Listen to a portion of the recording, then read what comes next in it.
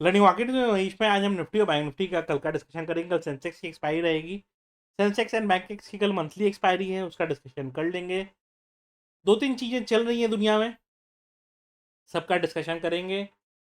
आज क्या हुआ अचानक से कि मार्केट पॉजिटिव था, वहाँ से धड़ाम करके गिर गया, वो सब डिस्कशन भी समझ लेंगे। यूएस में कुछ पॉजिटिव न्यूज़ फ्लोज आए, फिर अचानक से इंडिया स्पेसिफिक एक नेगेटिव न्यूज़ आ गया, तो वो सब देखते हैं, डिस्कशन करते हैं। आप ही लोग बताइएगा कि हम ट्रम्प चाचा को अपना फ्रेंड बोले कि दुश्मन बोले। मतलब वो वाले चाचा हो गए जो प्रॉपर्टी में हक मांग रहे हैं, जबकि प्रॉपर्टी उनकी है नहीं, फिर भी हक मांग रहे हैं। मैं आपको एग्जांपल देता हूँ कैसे। ठीक है, एग्जांपल देता हूँ कि अभी क्या हुआ। सोलर पैनल दुनिया भर में चाइना सप्लाई करता था।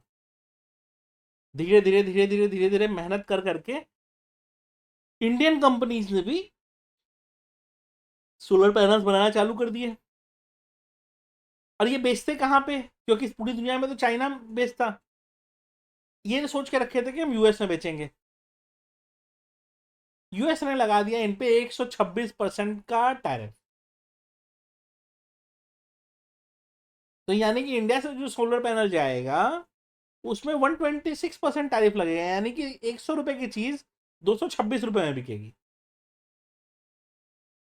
अब कौन लेगा इंडिया से? जैसे ये न्यूज आया, इंडियन मार्केट बहुत शार्पली रिएक्ट करे, अच्छा खासा पॉजिटिव से ऑलमोस्ट रेड तक चलेगा। मैंने ग्रुप पे टाइमली अपडेट भी किया था कि अब हो गया बुल्स का। ठीक है, देखिए टेक्निकली कोई सोलर पैनल वाली कंपनी लिस्टेड नहीं है इंडिया में, बट बात सेंटिमेंट की होती है। बात सेंटिमेंट की ये होती है कि किस तरीके से एक स्पेसिफिक कंट्री को टारगेट कर करके सारे रूल्स बन रहे हैं और क्यों बन रहे हैं। पॉइंट ये नहीं कि बन रहे हैं, पॉइंट ये है कि क्यों बन रहे हैं। ऐसा क्या दुश्मनी हो गया इंडिया से? हम तो यूएस के बोलने पे वॉर रुकवा देते हैं, पाकिस्तान से झगड़ा बंद कर देते हैं। यूएस के बोलने पे हम 0% टैरिफ पे एग्री कर जाते हैं, यूएस हम पे फिर भी 18% लगा रहा है। जो यूएस बोलता है वो हम कर देते हैं, फिर भी और कितना दबाया जाएगा इंडिया को, मेरे को समझ में नहीं आ रहा है।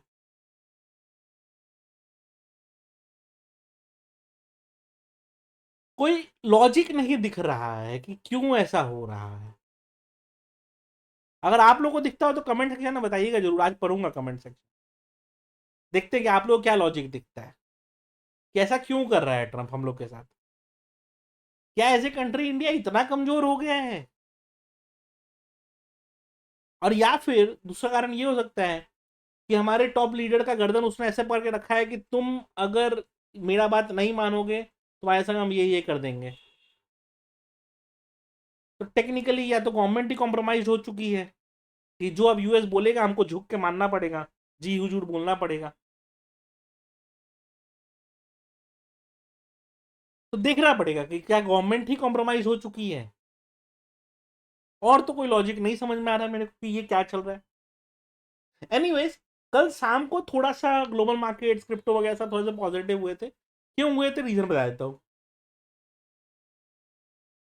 हुआ क्या कि ट्रंप ने अनाउंस किया कि हम जो टैरिफ लगा रहे हैं, क्योंकि देखिए उसको पब्लिक का भी सपोर्ट तो चाहिए ना, क्योंकि अभी मिड टर्म इलेक्शंस होने वाले हैं उसके यहाँ पे। ठीक है, तो मिड टर्म इलेक्शंस में अगर वो बुरी तरीके से हार जाता है तो इंपीचमेंट का क्लॉज आ जाएगा, तो लोग इंपीच करने लगेंगे, उसको हटाने की कोशिश करने लगेंगे। तो वो ना हो इसलिए वो पब्लिक सेंटिमेंट अपने फेवर में चाहता है।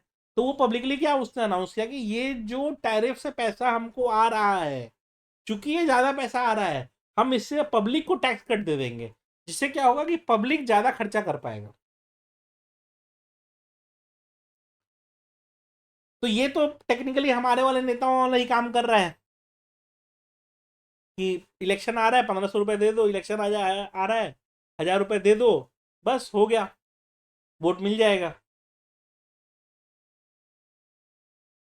तो पता नहीं मतलब क्या हिसाब किताब है, क्या थॉट प्रोसेस है, क्या माइंडसेट है, क्योंकि कुछ तो गड़बड़ है। समझ नहीं आ रहा है क्या है, बट है तो सही। तो चूंकि पब्लिक के हाथ में पैसा बढ़ेगा, इससे क्या हुआ कि क्रिप्टोज और बाकी स्टॉक्स वगैरह थोड़े से पॉजिटिव हो गए। और तो वो पब्लिक भी वो पैसा गांजा पी के ही उड़ा देगी, उसका आप जानते ही हैं क्या हाल है। या तो दारू पी के उड़ा देगी या गांजा पी के उड़ा देगी, मतलब बेसिकली वो पैसा किसी काम में नहीं आने वाला। वो भी इसी तरह से पैसा जैसे आएगा वैसा चला ही जाएगा। पॉइंट ये है कि वो पैसा बचेगा नहीं। लेकिन ठीक है, उसके कारण कम से कम जो क्रिप्टो बेचारे खत्म होते हुए दिखाई दे रहे, तो थोड़ा सा एक बार बाउंस तो किए, कम से कम सांस तो लिए बेचारे। बट चलिए ये देख लेते कि आज का हमारा डिस्कशन क्या था, मार्केट ने क्या प्लान एंड प्ले किया, हमने चीज़ों को कैसे प्लान एंड प्ले किया, आगे के लिए हमको क्या अप्रोच रखना है। और अभी जस्ट ये वीडियो रिकॉर्ड करने के पहले मेरे एक फ्रेंड से बात भी हो रही थी, तो वो बोल रहा था कि यार क्या हर सेक्टर एआई से इफेक्टेड होने वाला है। तो मैंने ये कहा कि जहां भी इंसान का मेहनत लगता था, इंसान का दिमाग नहीं लगता था, वो जगह में तो एआई जरूर आ रहा है। यानी कि रिपीटेटिव वर्क वाले जितनी चीजें थी जहां पे कोई दिमाग नहीं लगाना था, बस खाली कर देना था, वो चीजों का एआई रिप्लेसमेंट तो बनेगा। बट जहां ह्यूमन जजमेंट इन्वॉल्व है, जहां ह्यूमन ब्रेन इन्वॉल्व है, वहां दिक्कत नहीं आएगी। बट प्रॉब्लम क्या है कि हमारा नेक्स्ट जनरेशन इतना बड़ा गधा जनरेशन है। जो वीडियो देख रहे हैं मैं उनकी बात नहीं कर रहा हूँ, क्योंकि वो लाइफ में फिर भी कुछ करने की कोशिश कर रहे हैं। बट 90% जेनजीज को मैं देखता हूँ, जैसे मान लो मैं एग्जांपल दूँ, अभी मेरे जयपुर में इवेंट, अभी इंदौर में मेरा एक दिन इवेंट था। इवेंट के एक दिन पहले पीयूष मिश्रा का कॉन्सर्ट था। 7-8 हज़ार रुपए की टिकट थी इंदौर में। इंदौर बहुत बड़ी सिटी नहीं है, याद रखिएगा ये चीज। मतलब वो दिल्ली बॉम्बे बैंगलोर की तरह नहीं है कि वहां पे लोग इतना अफोर्ड कर सके। 7-7 हज़ार की टिकट, 3-3 हज़ार की टिकट, 2-2 हज़ार की टिकट में भी भीड़ भयंकर लगा हुआ, भयंकर भीड़ लगा हुआ। 7-8 हज़ार लोग थे वहां पे। वहीं पे अगले दिन हमारा लर्निंग सेशन था, 400 लोग। क्यों? क्योंकि ये जो जनरेशन ही चेंज हो चुकी है, इनको खाली इंजॉय करना है, इनको काम की चीजें नहीं करनी। अभी जयपुर में हमारा इवेंट है, ठीक है। क्यों ये सब सिटीज में प्रोग्राम नहीं करते हैं लोग? ये हम लोग जब कर रहे हैं तो हमें समझ में आता है कि लोगों से रिस्पॉन्स ही उस तरह से नहीं मिलता है। अब जयपुर में मान लो 250-300 लोग या 400 लोग आते हैं, ठीक है। हमने तो उसको बड़ा पोटेंशियल के हिसाब से 1000-1200 लोग का सोच के रखा था, बट नहीं हो रहा है वैसा।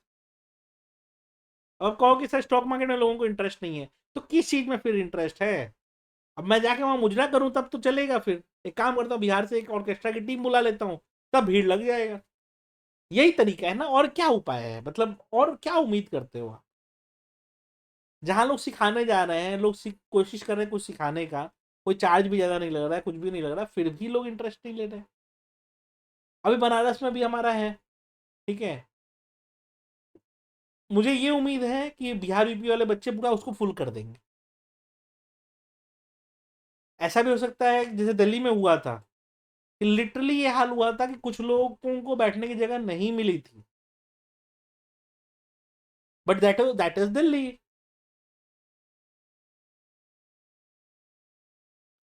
कंपेरेटिवली आपके यहाँ पे वो चीज नहीं है, छोटे सिटीज में।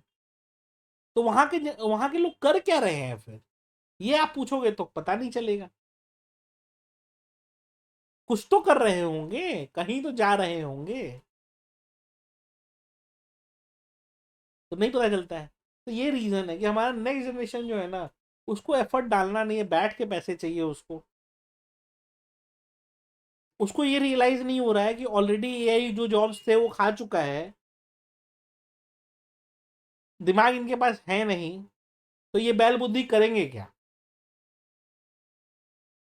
अगेन माइंडेड, मैं जब ये बोल रहा हूं तो मैं 100% लोगों की बात नहीं कर रहा हूं, बट 90% यही है। 10% ही स्मार्ट लोग हैं। चलिए कोई नहीं, ये मेरा दुख तो चलता रहेगा। आते हैं डिस्कशन पे। हाँ, यही ध्यान रखिएगा। जयपुर में 1 तारीख को राजस्थान इंटरनेशनल सेंटर, अच्छा खासा सेशन है, काफ़ी कुछ सीखने को मिलेगा, ऑडिटोरियम भी काफ़ी अच्छा है। I am more excited to take session in this auditorium. Hopefully बहुत अच्छा जाएगा।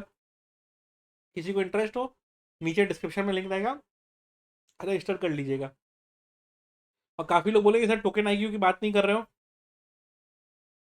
टोकन आईक्यू का जो हिसाब किताब चल रहा है ना, मेरे को लग रहा है कि हमको इवेंट के 10 दिन पहले ही सब सोल्ड आउट डालना पड़ेगा। बट ठीक है, अभी तो देखते हैं, अपडेट देते रहूँगा आप लोगों को। ठीक है, चलिए आते हैं अपने डिस्कशन पे। पहले देख लेते हैं आज का डिस्कशन क्या था। मैंने ये रेंज लेवल दिया था 916 पे कि ये लेवल है, जब तक ये रेंज के नीचे नहीं जाएगा शॉर्ट अपॉर्चुनिटी नहीं बनेगा। ठीक है, और इसके नीचे जाएगा तो बनेगा। यूएस में टैक्स कट करने के कारण ट्रम्प ने, इसीलिए ग्लोबल सेंटिमेंट अच्छा दिख रहा है, तो वो न्यूज़ भी दिया। मैंने थोड़ा ट्रोल भी किया कि ट्रंप ने टैरिफ कलेक्ट करने से पब्लिक का टैक्स कट कर दिया, बट इंडिया में जीएसटी कट के बाद भी कोई सामान सस्ता नहीं हुआ। तो आज मेरे को बता दो कि जीएसटी कट के बाद कौन सा सामान सस्ता हुआ है। फिर मैंने 1036 पे अपडेट किया, चलो ठीक है अब हो गया बुल्स का, BS20 में टूटने का वेट करें। 1026 पे जब ये डाला, वही मार्केट का आपका हाई जोन है। ठीक है, और उसके बाद से वहां से मार्केट गिरा ही है और गिरते ही रहा है। और ये जो न्यूज़ बताया मैंने 126 टैरिफ वाला, वो न्यूज़ का ये इम्पैक्ट है।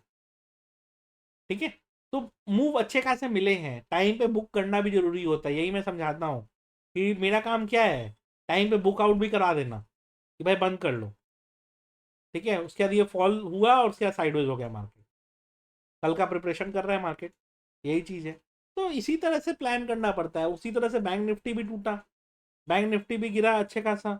उसके बाद ये 61,200 का लेवल जब तोड़ा, तो ये पूरा यहाँ तक 60,850 तक का मूव दिया। तो मूव्स मिल रहे हैं, आपने कैसे प्ले किया वो पता नहीं।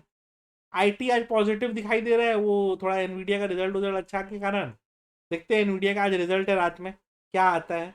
किसी को यूएस स्टॉक्स पे ट्रेडिंग करनी होगी ना, तो कॉइन डीसीएक्स का लिंक डिस्क्रिप्शन में होगा।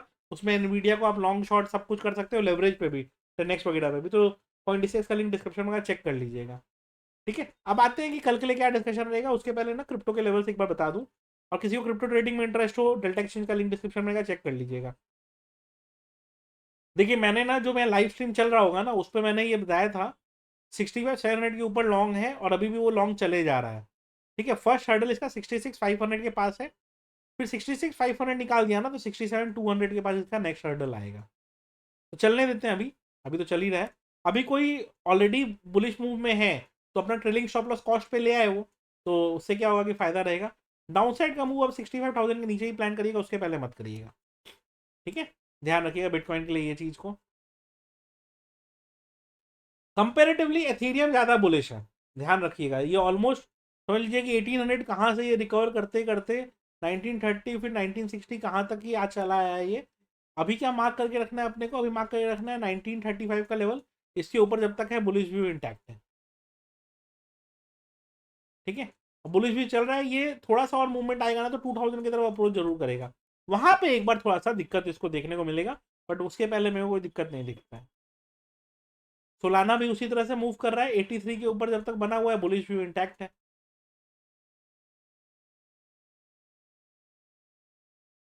टैक्स गोल्ड, इसका भी यही है, बट मार्क करके रखिएगा इसमें 5175 का लेवल। 5175 के नीचे जाता है तो ये दिक्कत दे सकता है, ध्यान रखिएगा।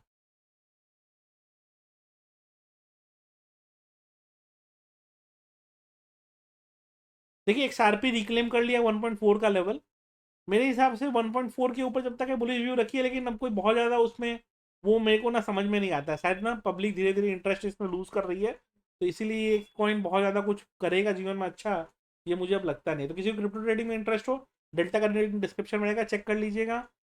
ट्रेड आईक्यू का लिंक डिस्क्रिप्शन में होगा, चेक कर लीजिए। किसी को यूएस स्टॉक्स वगैरह ट्रेड करना है, कॉइन डीसीएक्स का लिंक डिस्क्रिप्शन में होगा। एक्सएयू एक्सएजी ट्रेड करना है, उसके लिए भी कॉइन डीसीएक्स का लिंक डिस्क्रिप्शन में होगा, चेक कर लीजिएगा। अब आते हैं कल के लिए क्या डिस्कशन रहेगा। और काफ़ी लोग पूछते हैं कि इसका लिंक कैसे मिलेगा। ठीक है, मेरे मेन ग्रुप का, क्रिप्टो ग्रुप का लिंक कैसे मिलेगा। क्रिप्टो ग्रुप का लिंक मिलेगा अगर आप डेल्टा या कॉइन डीसीएक्स किसी में एक अकाउंट ओपन करें, तो क्रिप्टो ग्रुप का एक्सेस मिल जाएगा, जिसमें हम कुछ ना कुछ चलाते रहते हैं हमेशा। और ये वाले ग्रुप का एक्सेस के लिए फायर्स में अकाउंट ओपन करिए, डिटेल टीम को भेजिए, नीचे जो मेल आईडी रहती है उसमें भेजिए, आपको एक्सेस टीम दे देगी।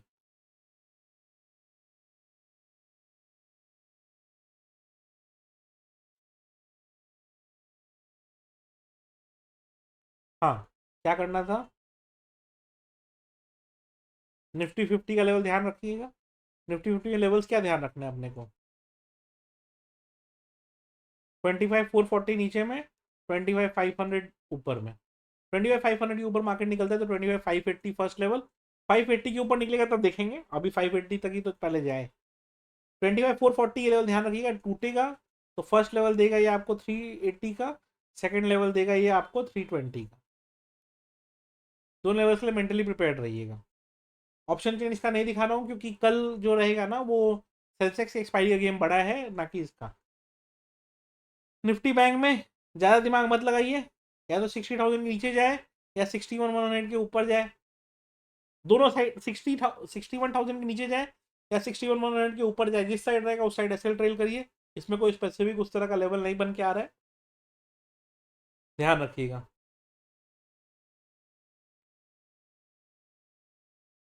सेंसेक्स कल के लिए ध्यान रखिएगा, इसमें 82,200 का लेवल, 82,200 के नीचे 82,000 तक इजी मूव है 200 पॉइंट का।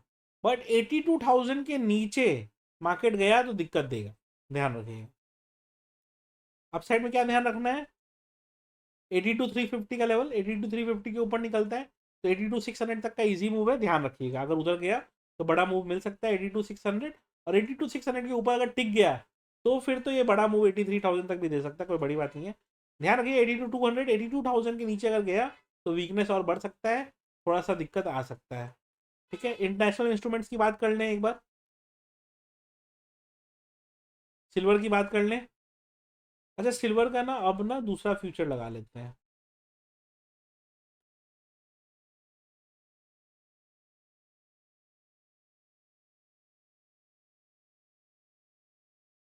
ठीक है, तो सिल्वर में क्या ध्यान रखना है? 2,65,000 का लेवल, जब तक इसके ऊपर है बुलिश व्यू ही रखना है। गोल्ड में क्या ध्यान रखना है? गोल्ड अगेन बुलिश काफ़ी चल रहा है, जब तक 158 के ऊपर है बुलिश ही रखिए उसको, कुछ दिमाग नहीं लगाना है।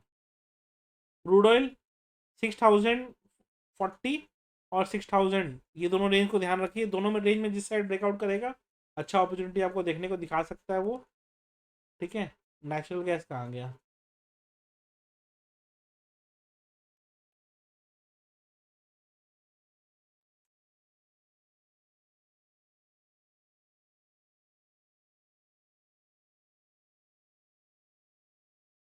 जब तक 265 के ऊपर नहीं निकलता है बुलिश व्यू मत लीजिएगा, ध्यान रखिएगा।